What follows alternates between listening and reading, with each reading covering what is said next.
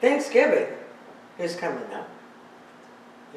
I'm going to have my dessert in the freezer. My bowl has got 2 cubes of unsalted butter at room temperature. I'm going to add 2/3 cup of packed brown sugar. So I'm going to mix it on low. I'm going to cream it a little bit.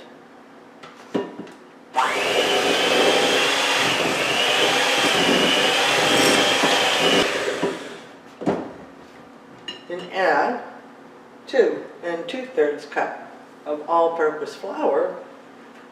Mix it up till it's kind of like crumbs.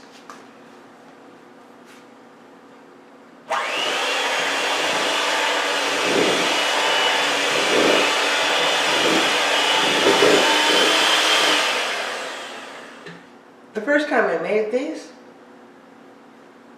I didn't put parchment paper on my sheet. It's a 9x13. Oh, they look beautiful. But the topping went over and kind of stuck to the bottom of the pan. Had a horrible time getting them out. What I could get out was really good, so I stuck it in my folder to think about how I could do that, and decided the parchment paper might do it, and it does. Please subscribe to my channel. Every Friday, you'll get a brand new low sodium recipe. Did not take long to do this, and it's all crumbly. Now pour it in here, smack it down, because that's the crust. And it needs to be smacked way down. And I use rubber gloves because if you don't use the rubber gloves, then it sticks to my hands. And I just don't seem to be able to get it on here right.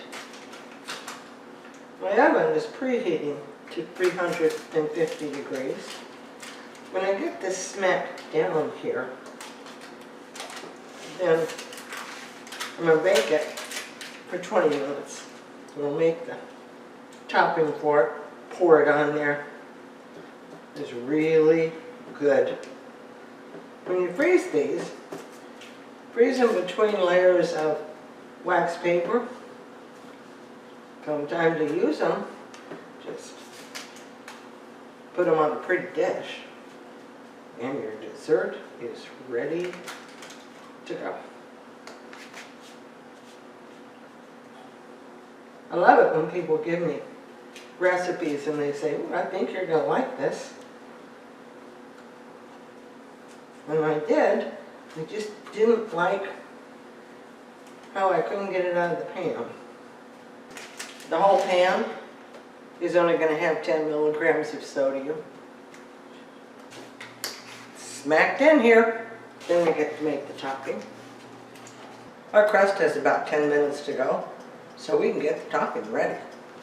In my saucepan is 1 cube of unsalted butter at room temperature, adding 1 teaspoon of vanilla, 1/3 of a cup of honey,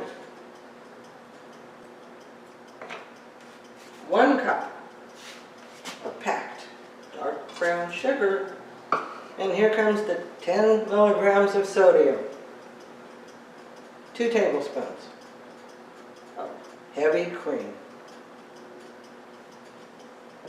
I'm going to put this on my stove, just bringing it to a boil, stirring it all the time. I'll stir it for 1 minute, and then I'll take it off the heat, and we'll get finished. I have 2½ cups of coarsely chopped pecans. They go in the pot. We'll stir it.